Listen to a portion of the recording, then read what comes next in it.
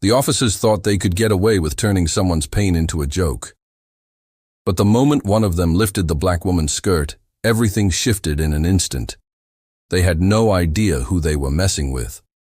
And they definitely weren't ready for what came next. Tap subscribe if you stand for justice. And leave a comment if you've ever witnessed blatant injustice with your own eyes. In the still of a northern city night, the streets of Elridge had a way of murmuring softly, like the hush of wind threading through alleyways and between dim-lit windows. Not loud, not alarming, just steady, like time breathing quietly. Porch lamps blinked behind dusty blinds. The scent of old brick, diesel fumes, and late-season lilac lingered in the air. There was a hush that felt ancient. Like the town was listening. Into that silence walked Marissa Cole. Tall, deep brown skin. A quiet poise etched into every step. She moved slowly, not because she had to, but because she had learned to. She had just wrapped up her weekly self-defense class at the Linden Heights Community Center. It wasn't a job, more a mission. The women came not to fight, but to reclaim. Reclaim control, reclaim courage, reclaim their voices. Some were young and unsure. Others bore the weathered expressions of women who had endured too much. Marissa offered them what she could. A place to stand tall again. Once she had been a champion too. A martial arts prodigy with gold medals and highlight reels. Her name once echoed on live broadcasts, in packed arenas, on magazine covers. But all that faded the night her knee gave out mid-spin at a national finals match in Phoenix. She went from hero to too fragile in one bad landing. Endorsements disappeared. Calls stopped coming. They only love you when you win. She didn't chase that life anymore. Now peace was enough. She rented a modest flat above a second-hand record store on Jasper Street. Days filled with training, coffee, and long walks through streets she now knew like a second skin. That evening she wore a simple black dress and beat-up sneakers. Her training bag hung heavy across her shoulder. As always, she walked alone. The neighborhood had its dangers, but it was hers. She knew the crooked fences, the old lamp on Monroe that buzzed when it rained, even the tilted fire hydrant at the corner of Kingston. She had just passed the shuttered bodega with the faded open sign that hadn't glowed since 2016 when something in the air changed. Not fear, but tension, like the night held its breath. Still, she didn't turn around. She didn't need to. The soft crunch of tires behind her, slow and intentional, told her all she needed. A patrol car, no flashing lights, no sirens, just weight, just presence. She kept walking, steady and calm, but her body, trained to react, trained to read, was already alert. Scanning exits, measuring space, mapping every shadow. The vehicle rolled up closer. Voices murmured inside. Then a laugh. Low. Lazy. The kind of laugh that doesn't come from humor, but from power. Well, one of them said. A voice called out from the open window, its syrupy accent soaked in mockery. Well now, don't you look like a little midnight miracle? Another voice, lower and more bitter, added, Shouldn't you be tucked in by now, darling? Marissa didn't reply. Not because she was afraid, but because silence was sometimes louder than any words. The patrol car behind her didn't drive on. It slowed, almost crawling. She turned down Hemsworth Street, her usual route. They followed. Another voice barked out, this time more aggressive. What's a thick cocoa beauty like you doing walking these streets all by your lonesome? Still, nothing. A pause. Then the click of a door. The passenger side opened. One of the officers got out, swaggering like he was in a locker room, not a city street. He was young, baby-faced, buzz-cut, early 20s. He approached with a fake courtesy, like he was playing polite for an audience. Hold. Up, he said, his eyes crawling over her like she was a display in a pawn shop.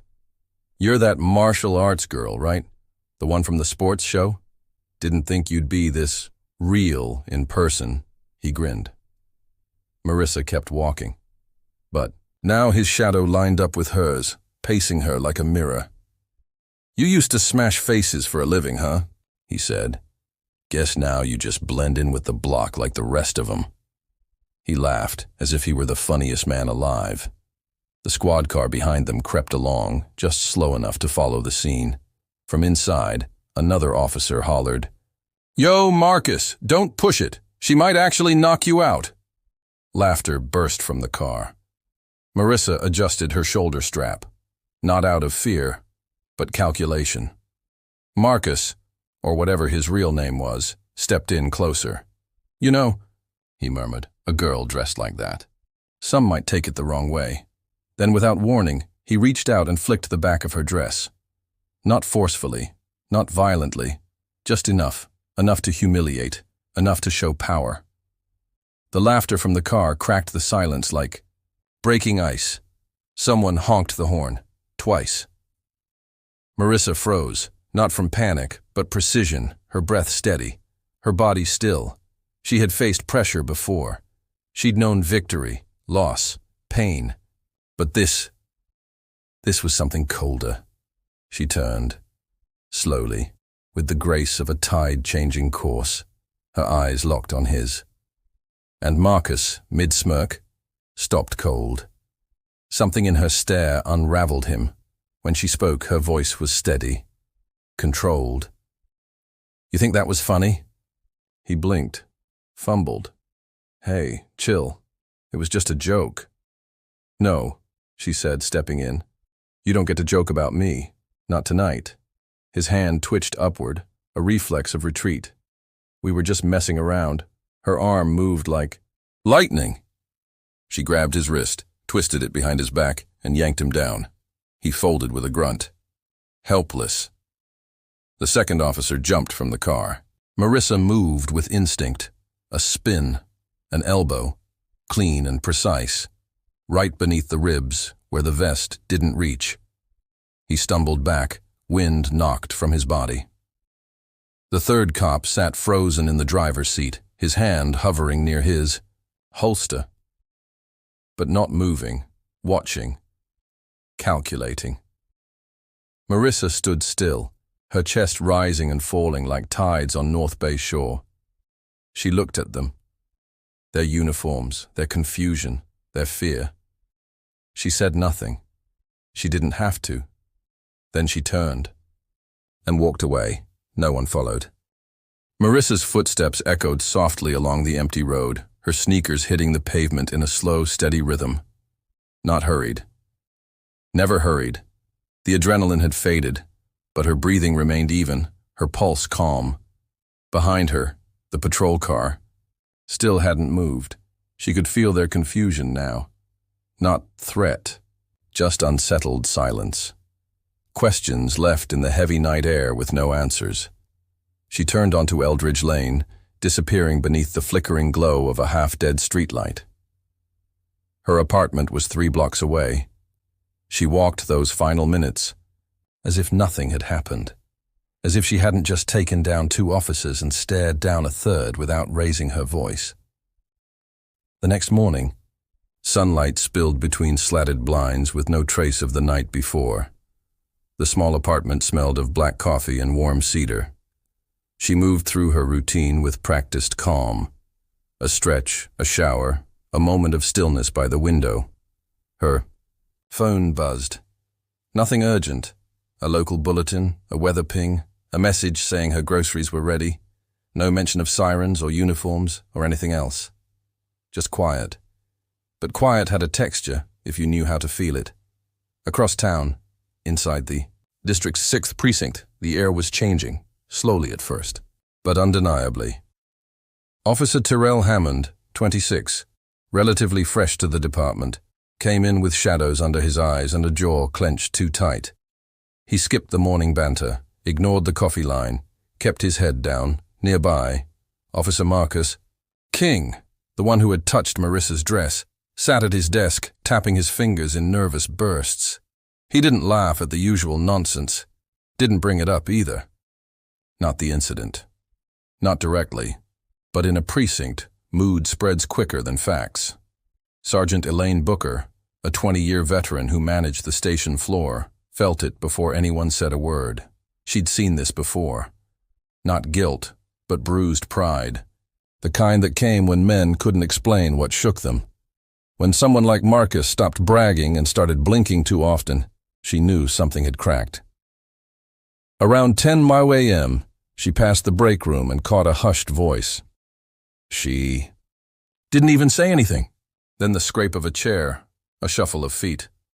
Silence, as soon as they noticed her. She moved on, but remembered. By lunchtime, whispers weren't enough to contain the tension. A dispatcher mentioned a missing entry on the night's log. A patrol, shift with no matching record. An IT technician flagged a gap in Marcus's body cam footage, a missing chunk with no procedural explanation. And then came the anonymous tip, a message dropped into the internal affairs inbox of junior investigator. Jordan Vega, 1 sentence. Watch Patrol Unit 12C. Something happened last night. Jordan almost brushed it off. Most anonymous messages were just internal noise, grudges or gossip. But something in the way those words were written, simple, clear, unembellished, stood out. He pulled up the logs. No reports filed from that. Unit between 10 p.m. and midnight. No tickets, no stops, no incident forms. Just GPS movement through quiet residential streets. One path looped past the old middle school on Larkspur Drive. Too late for a patrol. Too calm for a call. Jordan flagged it and wrote down the names assigned to the cruiser. Officer Marcus King, Officer Terrell Hammond, and Officer Jamal Reyes. Jordan jotted the names, leaned back in his chair, and stared at the patrol logs in silence. By nightfall, what had started as a whisper had become a wave. Sergeant Booker spotted Reyes in the lot behind the station, pacing between cruisers, phone pressed to his ear. His voice was low, tight with worry. I didn't touch her like that. No, I swear. I don't even know what she's going to do. Booker didn't step in. But she filed it away, like a detective collecting fragments. Then, like a spark in a dry field, the story caught fire. A senior officer from another unit said he'd heard something about a civilian takedown. Someone else mentioned a woman dropping. 2 officers and walking off. Another swore they recognized her. Marissa Cole. No one knew her personally, but someone remembered her face on a poster years back. An ad for a martial arts seminar. Proud, confident, impossible to forget. By the next morning, the station buzzed with too many questions and not enough answers. Captain Glenn Archer, head of Precinct 6, not known for tact or subtlety, called all 3 officers into his office. No smiles. No greetings. Just hard stares and closed doors. The 3 sat across from him. Reyes jittery, Whitman defensive, King unusually quiet. Tell me what happened on your last patrol shift, Archer said flatly. No one spoke right away. Reyes looked at his boots. King stared at the floor. Finally, Whitman muttered, "It was nothing." Archer didn't even flinch. "Nothing," he repeated. "Then I suppose you won't mind if Internal Affairs pulls your footage." That broke the silence. Reyes cracked first. I think we messed up," he said, voice dry and shaking. The other 2 stared at him, wide-eyed. But he didn't stop. He admitted enough. Not everything, but enough. They had followed her. They had made jokes. They had said things they shouldn't have. One of them touched her dress, and she didn't react the way they expected. She walked away. And something in the air hasn't felt right since. Archer didn't say a word. He picked up the phone and called upstairs. By 4 p.m., Internal Affairs had launched an inquiry. The patrol car was seized. Backup body cam files were pulled. Reyes was placed on leave. Whitman and King followed the next day. An internal memo circulated mentioning potential misconduct during civilian interaction. No names, no press. But the story had already slipped out. Marissa didn't hear any of this through official channels, but she could feel it. The next time she stepped into the cafe on Hudson Avenue, the barista who always joked with her stayed quiet. The older man who usually offered to carry her tea looked down when she politely declined. She wasn't a symbol. She wasn't a victim. She was a woman who refused to shrink. And the city didn't know how to handle that. Back at the station, the tension hung in the air like smoke after a fire. Voices were clipped. Conversations paused whenever certain names were said aloud. Even those uninvolved felt the weight. It wasn't just about what had happened. It was about what it exposed, how fast a story could spread, how 3 armed officers could be disarmed by a woman who never raised her voice. In a dim-lit room at Internal Affairs, Jamal Reyes finally told the whole story. He admitted to the remarks, the mocking tone, the flip of her dress, the expectation that she'd shrink back in fear, and then he described what actually happened. The stillness, the sharpness in her eyes, the exact controlled movements. How she took control without yelling, without threats, just by being there. She wasn't afraid of us, Reyes whispered at last. We were afraid of her. The Internal Affairs investigator stopped his pen mid-sentence. You think she should have been scared? Reyes paused, then slowly shook his head. No, I think we should have been. By the end of that week, the city had started to murmur.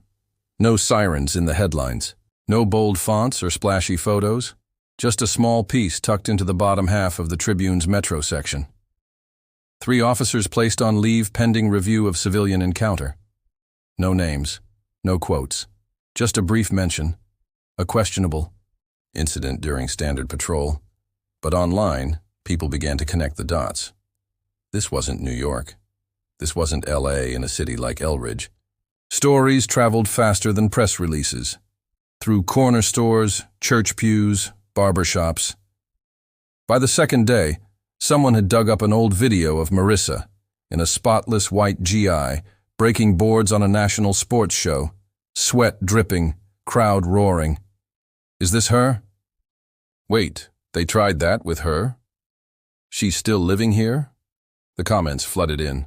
Marissa saw none of it. As usual, she stayed offline. Calls came in. She ignored them. Former training partners, old coaches, even a journalist from Atlanta who left 3 messages in a row. Instead, she kept to her rhythm, morning walks, teaching at the community center, Thursday night class. She wasn't waiting for justice or vindication.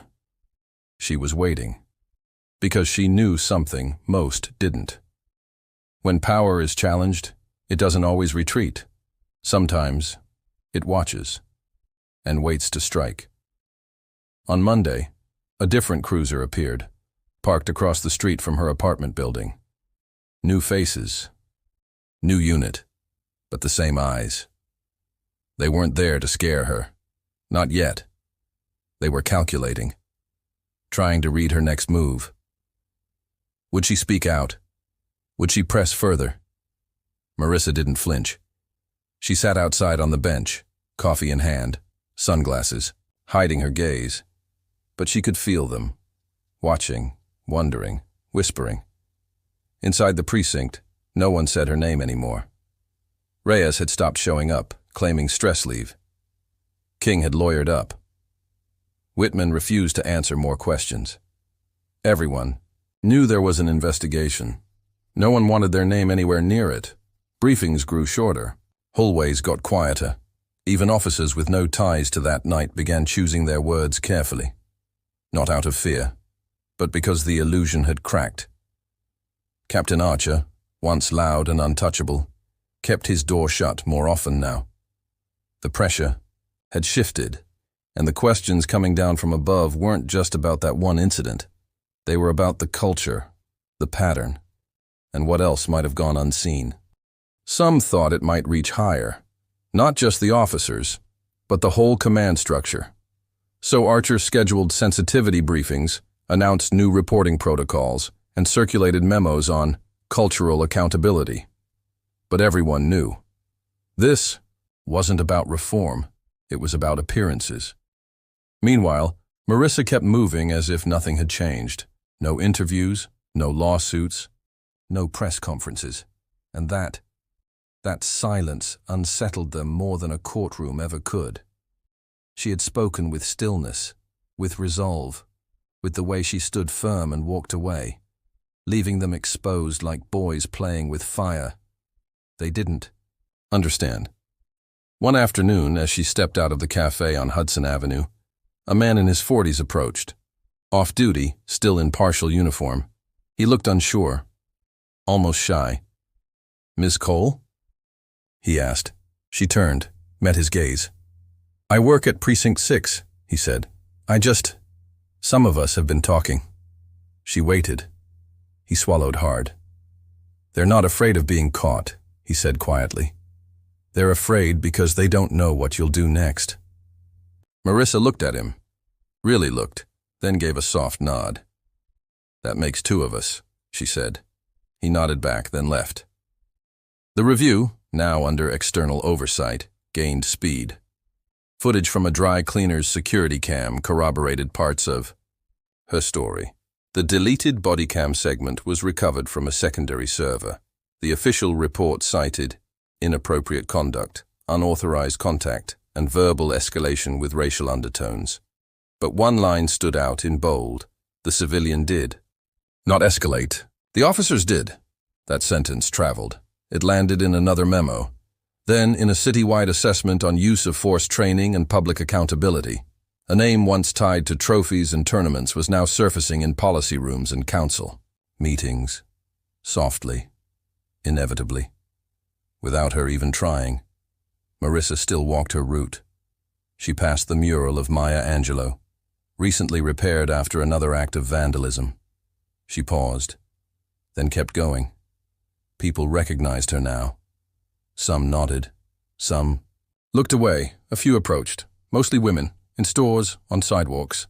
"Thank you," one said. "Not for fighting, for standing. My daughter's learning self-defense now, not to fight, but to know how to take up space."